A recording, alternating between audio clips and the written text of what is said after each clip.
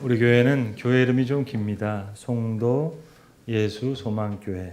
이름이 좀 길다 보니까 더러 이걸 줄여서 소망교회 이렇게 많이 부르는데, 사실 엄밀히 말해서 우리말의 이 소망이라는 말은 우리가 좀 애매하게 사용하는 것 같습니다.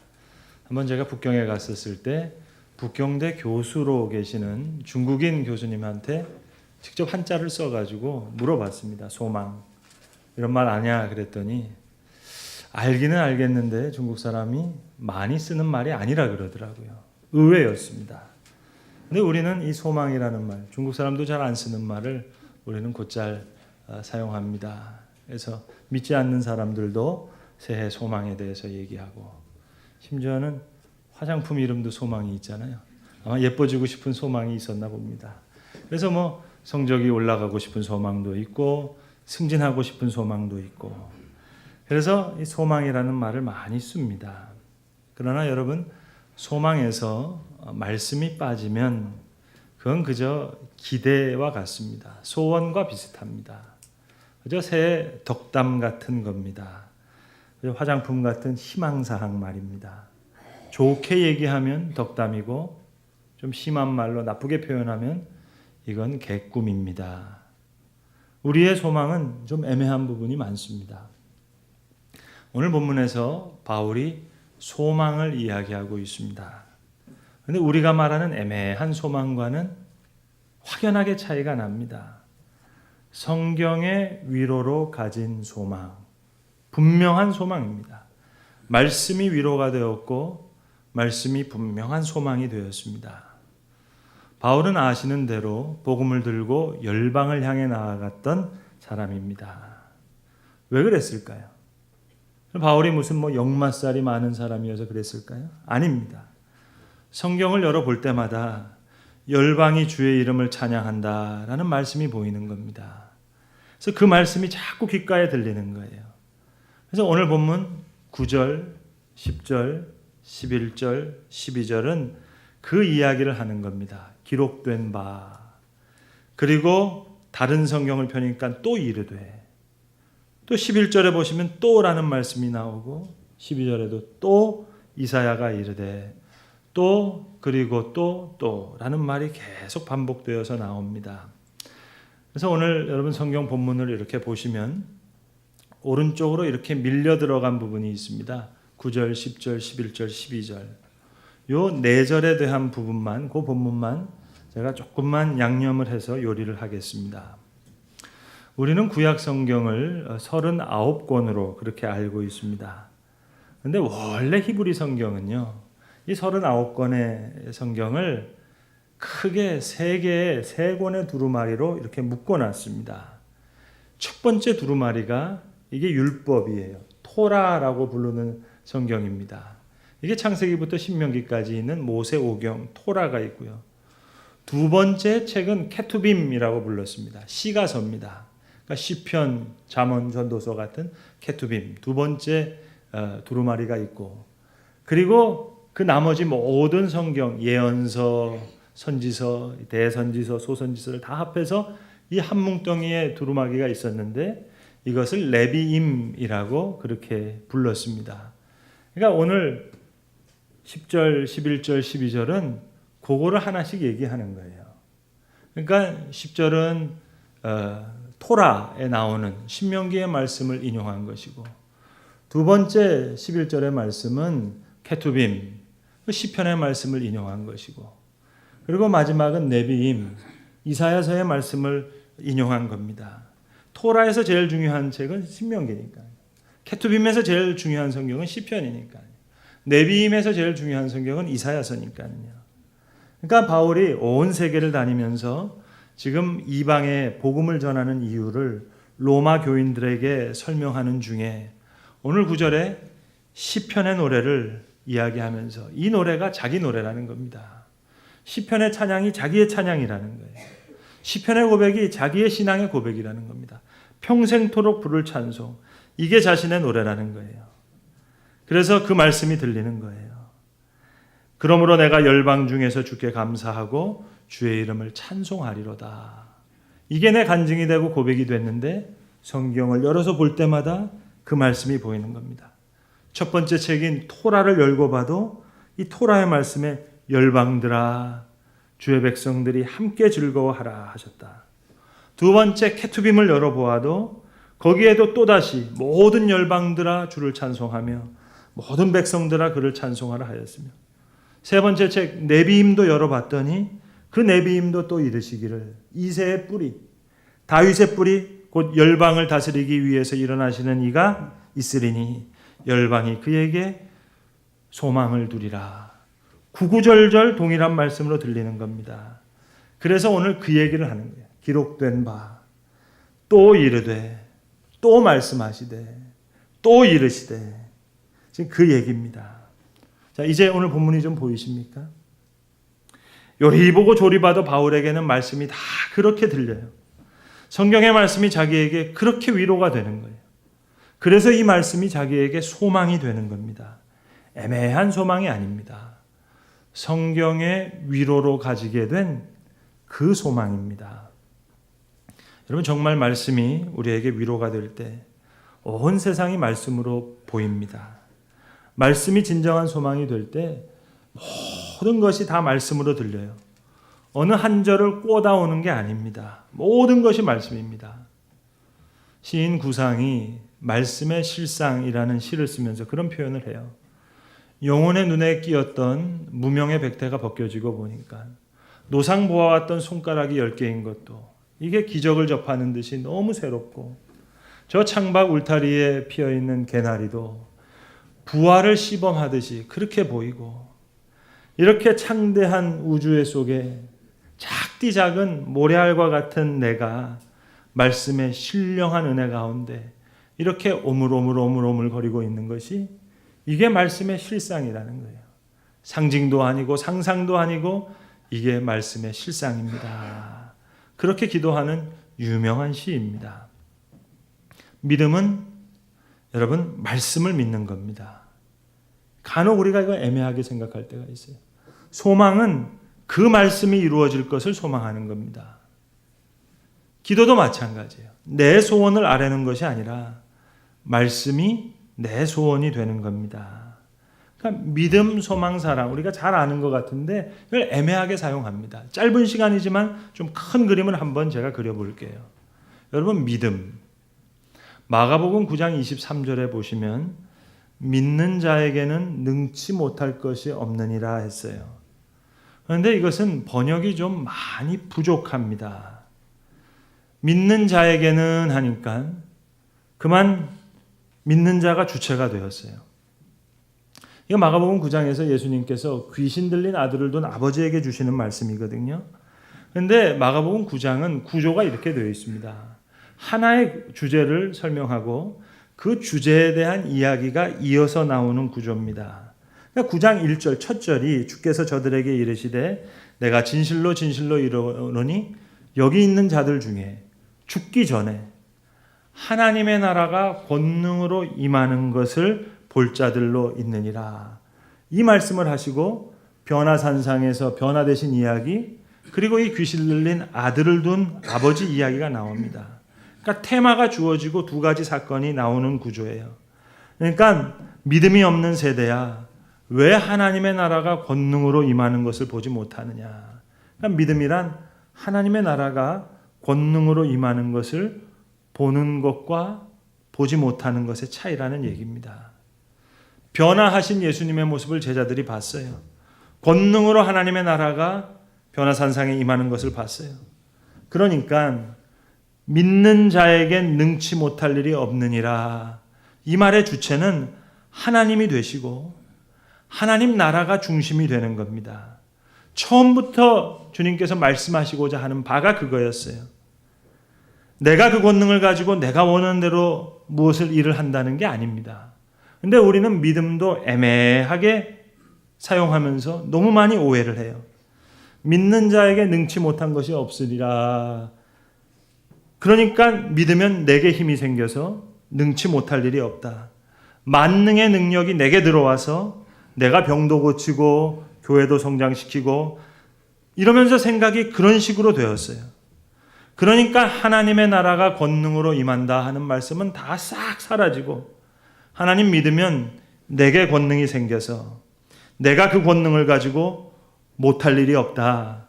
이렇게 됐단 말입니다. 여러분, 이건 거짓말입니다. 믿음이 아니라 거짓말 중에 거짓말이에요. 믿음은 만능의 능력이 내게 들어오는 게 아니에요.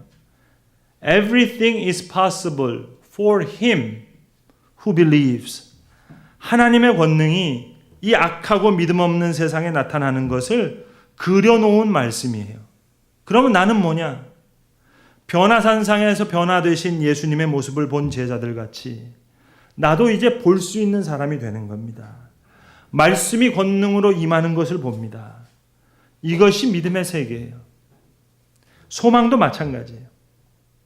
여러분, 소망이라는 말은 이 좁쌀 같은, 죄송하지만 밴댕이 소갈딱지 같은 그런 생각으로 이해될 수 있는 말이 아닙니다.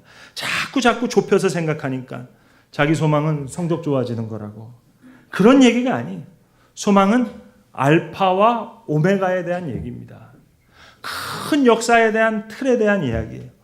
이제도 계시고 전에도 계시고 또 장차 오실 그분의 나라, 하늘 아버지의 나라, 이것이 소망입니다. 그러니까 믿음과 소망은 마치 공간과 시간과 같아요. 믿음이 공간과 같은 것이라면 소망은 시간과 같은 거예요. 그러니까 말씀을 시간의 축에다가 영사시키면 소망의 빛이 나오고, 말씀을 이제 공간의 축에다가 영사시키면 믿음의 세계가 열립니다. 그러니까 말씀이 곧 믿음이고 말씀이 곧 소망이에요. 그러니까 믿음이 소망이고 소망이 믿음입니다. 믿음의 주체도 하나님의 말씀이고 소망의 주체도 하나님의 말씀이에요. 사랑도 그래요. 자꾸만 좁혀서 속성만 얘기해요. 보호해 주시고 가까이 오시고 안아주시고, 그건 사랑의 성격이고요. 사랑의 내용은요, 하나님이 우리를 자녀와 아들로 만드셨다는 겁니다. 이것이 사랑입니다. 성경에는 이 사랑의 세계가 있는 거예요.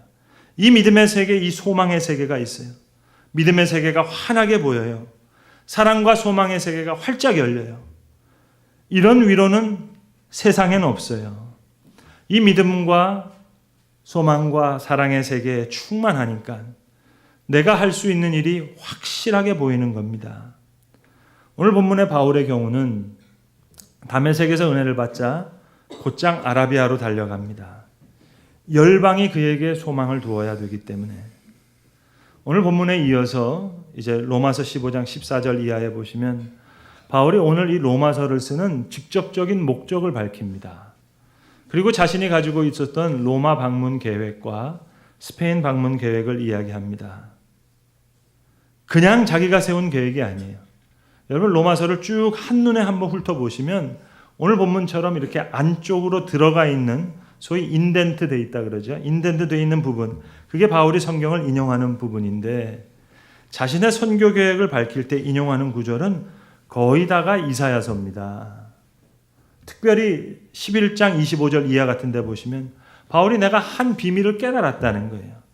비밀을 깨달았다 그러면서 연이어서 이사야서를 연이어서 인용합니다. 성경의 그 대목을 읽으면서 아하 하고 무릎을 쳤다는 이야기예요. 그 비밀은 이방인의 충만한 수가 들어오기까지 이스라엘이 우둔하게 된 거라는 겁니다. 어떻게 알았어요? 이사야서를 읽다가 구원자가 시온에 오사 야곱에게서 경건하지 않는 것을 돌이키실 때 온 열방에게 하나님의 종을 보내서 사방의 열방의 무리들이 여호와의 성읍을 향해 찬양하도록 나오게 할 것이라는 거죠. 그래서 허다한 약대가, 미디안과 에바의 낙태들이, 스바 사람들이 금과 유향을 가지고 여호와를 찬양할 것이며 게달의 양무리가 다 여호와의 성을 향하여 나아오리라. 느바요의 수양들도 여호와의 거룩한 제단에 올라가는 그 이사야의 그림을 보고 감격하는 거예요. 구름대처럼 모든 섬들이 앙망하고 예루살렘을 향해서, 새 예루살렘을 향해서 다시스의 모든 배들이 다 이와 같이 여호와의 성을 향하여 은금을 싣고 와서 찬양하며 레바논의 소나무 잣나무들이 다 열방을 향해서 주를 찬양할 것이라. 이 말씀에서 바울은 모든 족속을 하나님의 복음의 포로로 잡아와서 하나님 앞에 무릎 꿇히겠다는 그 생각을 하는 겁니다. 그래서 로마서 15장 19절에 말하기를 지금까지는 안디옥 교회의 도움을 받아서 내가 예루살렘으로부터 두루 행하여 일루리곤까지, 지금의 크로아티아입니다, 유고슬라비아까지 복음을 편만하게 꽉 차게 전했고, 지금은 성도 섬기는 일로 예루살렘에 가게 되는데, 예루살렘에 지금 기근이 들어서 마게도니아와 아가야에서 헌금한 돈을 가지고 예루살렘으로 가게 되는데, 내가 예루살렘에 들렸다가 언젠가 로마에 가게 되면 너희와 사귄 후에 교제 약수를 한 후에 이제는 너희가 나로 하여금 서바나 스페인까지 가길 원하는데, 이제 로마 교회가 안디옥 교회를 대신해서 내 선교의 후원자가 되어서 나를 서바나 스페인으로 보내주길 바란다는 겁니다. 그래서 28절에 말하기를 내가 이 일을 마치고 예루살렘에 방문했다가 이 열매를 그들에게 확증한 후에 너희에게 들렸다가 로마에 들렸다가 서바나가로 가리라, 스페인까지 가리라. 말씀을 따라 계획을 세우고 말씀을 따라 행합니다. 그러니까 소망 중에 인내할 수 있는 거예요.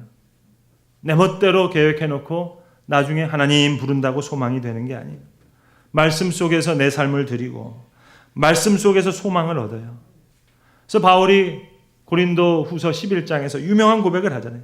내가 수고를 넘치도록 하고 옥에 갇히기도 하고 매도 수없이 많고 여러 번 죽을 뻔해서 40에 하나 감한매를 5번, 3번 태장, 1번에 돌에 맞고, 그리고 3번 파선, 일주일을 바다 한가운데 있었고 어둠 속에 있었고 강의 위험과 강도의 위험과 바다의 위험과 시내의 위험과 여러 번 자지 못하고 줄이며 여러 번 먹지 못하고 목마르며 여러 번 굶고 춥고 헐벗었노라.